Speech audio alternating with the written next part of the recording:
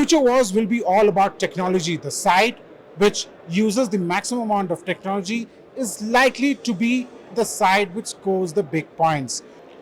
What would you call this? You would call it a dog, you would call it a robo, or you would call it a mule. The fact is that this system is something that the Indian Army has already inducted in. Now, this system is known as a robotic mule, and it can do a multiple amount of functions, including firing at the same time. I have with me the MD and founder of the AeroArc, Mr. Arjun Agarwal, to tell us more about what this is all about, what is this company doing. Arjun, welcome to ThePrint. It's a pleasure to have you. Congratulations for this excellent product. Thank you, sir. Wanted to understand, how did this product really come into being? Right. So I think one of the reasons why this product's been created is because we have an imminent threat on multiple parts of our country where we have intrusion taking place, we have infiltration from terrorists, and what we need to do is be able to keep our soldiers at safe distance from these activities. And that's where the robotic, the robo mule, some people are starting to call it the robo veer, can come into handy, because what we can do is we can arm him, we can send him in to identify what the threat is, to eliminate the threat if need be, and all of this while at the safety of not harming any of our very important soldiers. So does it have sensors? Does it also have cameras that can, what kind of functions can it do? So the system has a number of capabilities. So it has electro-optic sensors, it has thermal sensors, it has LiDAR capability. So it can navigate, it can autonomously navigate, it can have an ability to 3D recreate its terrain. So we're able to identify where there are certain hideouts or where there are certain kind of parts where people are able to transverse. Another capability is that it can be loaded up with payloads, various different kinds of payloads, from, as you can see, weapon systems, all the way to other kind of things like laser designators, loiter munitions, or other kind of tactical capabilities such as acoustic devices, so they can listen to gunshots and triangulate where gunshot has taken place, or even CNBR systems where we can detect chemical activity or radioactive activity. So, the first time when I saw such a robotic mule was by the Boston Robotics, right, in the US. So, is this an indigenous system, or do you have a tie-up with a foreign entity? How does this work? So this is a co-developed product with an American company by the name of Ghost Robotics. It was developed by an Indian man called Avik, who is based out of the University of Philadelphia. Okay. And we have partnered along with Avik to further make the system more robust and military worthy. Boston Dynamics, a fantastic company, is focused on the commercial sector. However, us at AeroArc are only focused at military and security applications. So the Indian Army has had ordered for 100. All of them have been inducted into the Army? Yeah, all 100 have been delivered, and they've already started being put into operations across various parts of the country. Obviously, that's undisclosed. Well, interestingly, you have also a particular drone, which is in use. The Indian Army has gone in procured for these drones as well. About 700 of them, if I'm not mistaken. I know you don't want to get into numbers, but what is so special about these tactical drones? Right. So this drone here is known as the Trinetra. Why is it called the Trinetra, and what makes it unique? This drone has 3 cameras on the front and 3 cameras on the back. Using these cameras, it creates a virtual environment and stores that environment on its processor. So what it can do is it can autonomously navigate through obstacles without the operator having visual line of sight. So let's say I want to fly, I'm chasing an infiltrator under the canopy in a forest on a border-like area in a front zone. It's very difficult for us to be able to operate the drone because there are lots of obstacles such as trees, branches, cables, anything can come in the way. This drone will automatically avoid all of those things and be able to remain on its mission, duty, or target objective. The drone also has a dual camera which has a thermal and electro-optic camera which is streaming this feed concurrently. So what we're able to do is we're able to identify anybody or anything hiding under canopies or inside kind of hard to visualize areas via the drone, while also being able to visualize any other kind of activity taking place on the ground. This system is very unique. It's developed by an American company by the name of Skydio. AeroArc and Skydio are manufacturing partners, and AeroArc and Skydio manufacture this product in India in a facility, in a defense license facility that we operate in South India in Coimbatore. And not only do we service the Indian forces, we also service the region, the Indo-Pacific region, for the requirements of the system. The system's latest partner is now known as the drone dock. This is an IP65 docking station. So the drone will automatically land into the dock and automatically be placed in a weather-friendly, weather-proof environment.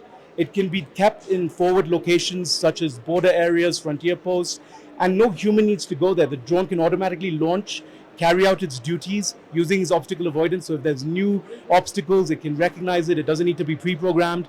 It can survey, it can do perimeter security, and then come home and land and charge, and thereby offering round-the-clock security. Now, for example, some of our forward locations, we're using helicopters to do perimeter security of our bases.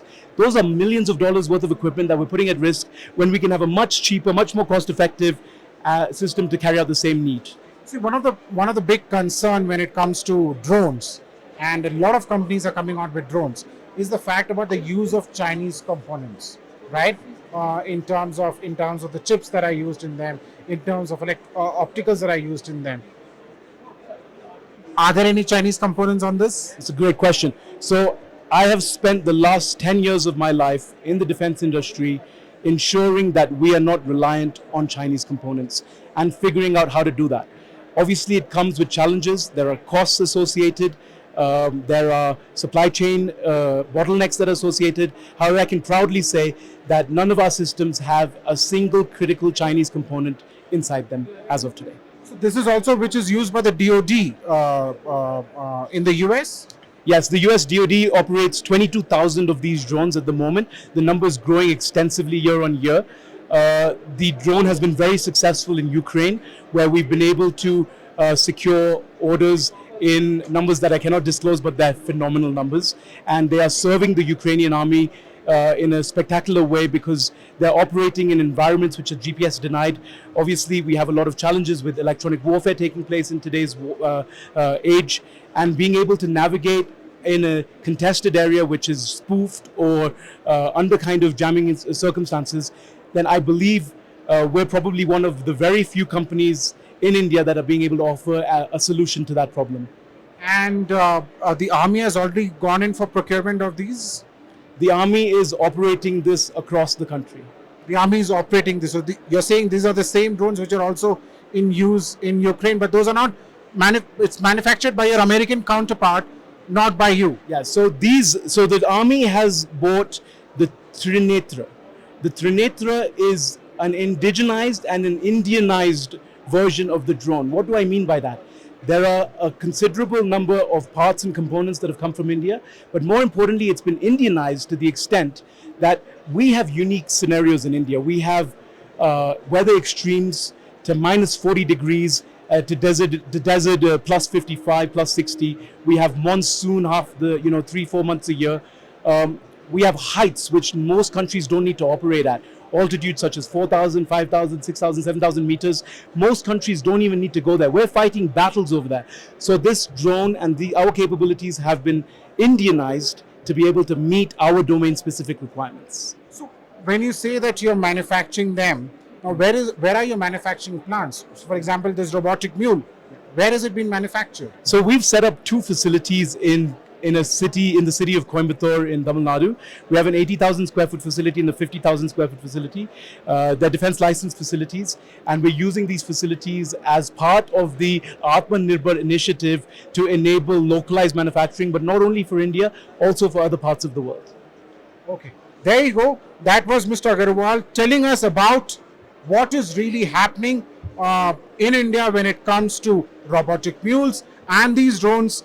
And it's actually a pleasure to know that India is using the same drones that are now being used in Ukraine. For the print, this is Snehesh with video journalist Suraj Singh Bisht here in Leh.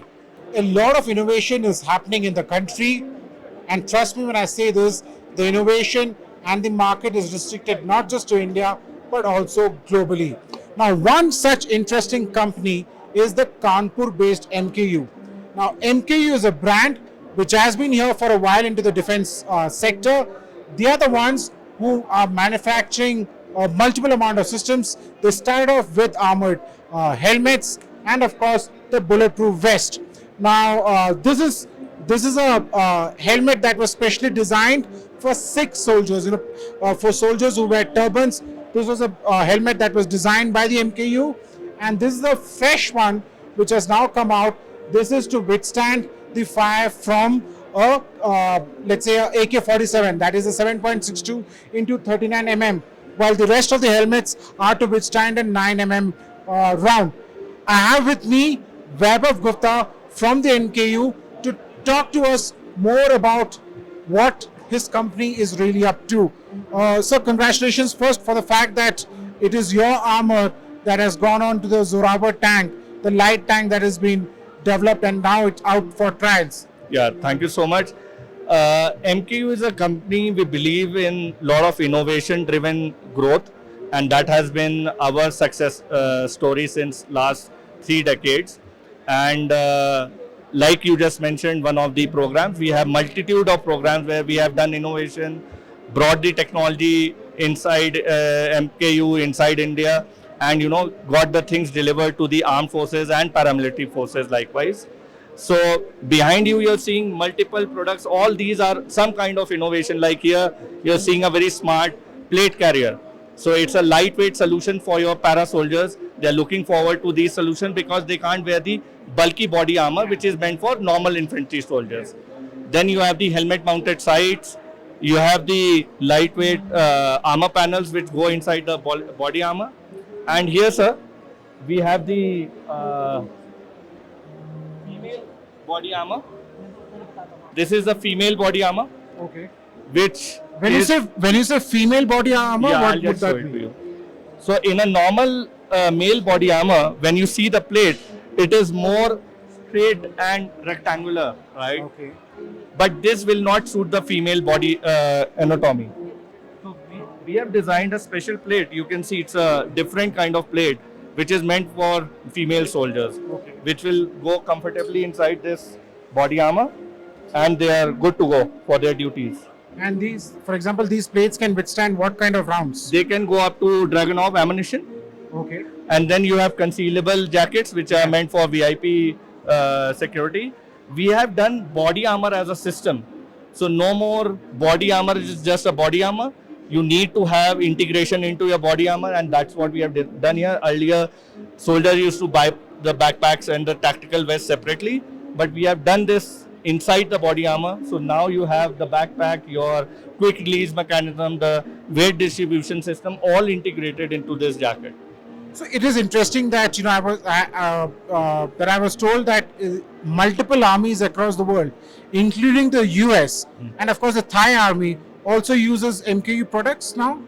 Yes, not just the Thai army, the Philippines army, and many other South American armies like Brazil, Mexico, Colombia. And in fact, as we are speaking, we are also having plans of opening up some new facilities outside India. Already 2 are operational in Germany and UAE. We are planning to come up in Brazil and in Saudi as well.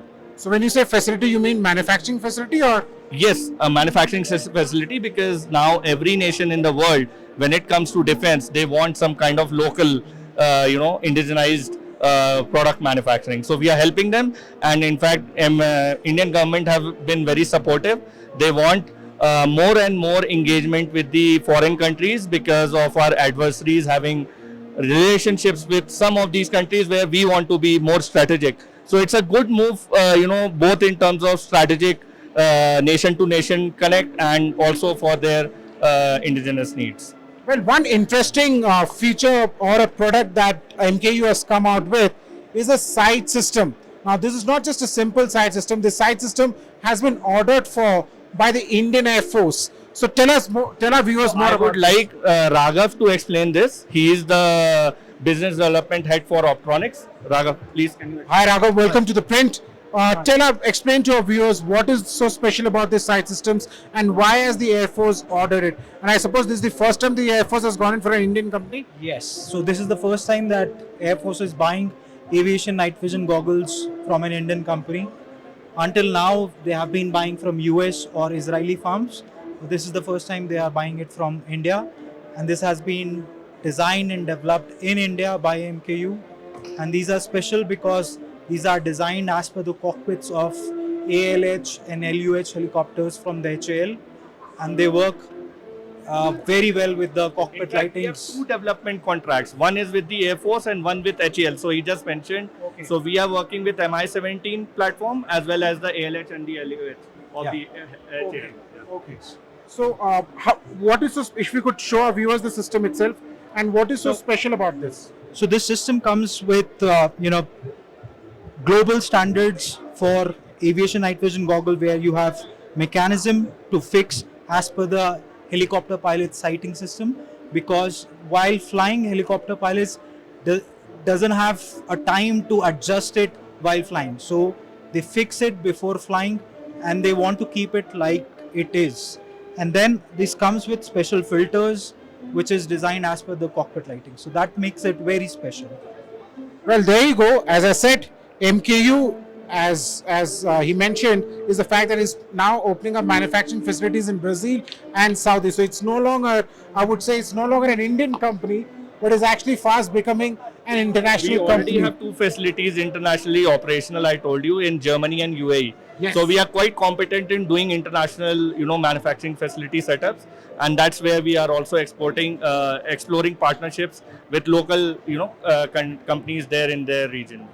Well, there you go. That's a good news for the Indian defense industry, and this is something that the entire country looks forward to. Is more and more of our companies getting the wins that they need to fly globally. One of the many technologies that are displayed here at the HIMTech in Leh is this system called the Beast. Now it's surprising. This is a small system, looks very small, but is still called the Beast. Now let's talk to Major Pawan to tell us more about what this system really is. Remember that the Army, the Northern Command, and the Central Command have already gone in for procurement of the system, and also under the emergency procurement. That is, centrally, the Army headquarters has also gone in for procurement of the system. Major Pawan, if you could tell our viewers, what is this? Why is this called the Beast? It looks very small. Absolutely, sir. So we call it beast because it has got a power of a beast. We call it all-terrain tactical hauler. So this we have specially developed along with the army as per their problem statement, working on their problem statement. So Indian Army was suffering from a basic issue of some equipment for the last mile connectivity. They were using ponies and porters. They are still using it, but there are studies and there are discussions that they will phase it out by 2027. So this is the best alternate for carrying loads at higher altitude at 18,000 feet in minus sub-zero temperatures, minus 20, minus 25 degree temperatures. So this equipment has undergone humongous exhaustive trials by special forces and by other special regiments. This equipment can carry up to 120 kgs of plus of weight. This is completely tactical in nature, no heat signature, completely silent. Self weight is around 65 to 70 kg. Battery endurance, it can go up to 8 hours, oblique 25 kilometers plus. So 8 hours, 25 kilometers plus. So when you say last mile connectivity, like for example, the Army has inducted multiple loading logistic vehicles, battery operated ones. So what do you mean by last So mile absolutely. connectivity? So there are many segments like Tata, Mahindra. There are many big players. They are making many vehicles. So they, where all till what point they can take them? Our soldiers or logistic solutions. So they can take them till some roadhead or maybe some more forward. But from company operating base, from post to post, this is the best alternate. And since the Northern Command has procured it, I'm assuming that these are also deployed here in Ladakh as well. Absolutely. So this is deployed here in Ladakh, Leh Ladakh, and entire this thing 15 core also. And Eastern Command is also processing for the procurement of the same all-terrain tactical hauler. We call it Beast. We have also given the same to Central Command. Also, there were emergency procurement as well. So we are getting a very good feedback from the end users, and especially the ruggedness, and it does not require any kind of maintenance. Soldiers want such kind of equipments which we don't want to keep, which they don't want to keep in their coats or. So tell me, this is manufactured by the TVS. So is this manufactured by the TVS or assembled by? Is this an indigenous No, system? this is manufactured by TVS. We are So this based is in an Chennai. this is an indigenous system. Yes, absolutely. This is we are following the footsteps of Atmanirbhar Bharat. So there you go. As Major Pawan was saying, this beast is an indigenous product. Now, as he said, by 2027, the army plans to move away from mules. And what the army plans to do is induct multiple such systems into its formations, which will enable the last mile connectivity, allowing the logistics, various types of logistics, to be sent to the soldiers without having any kind of interference.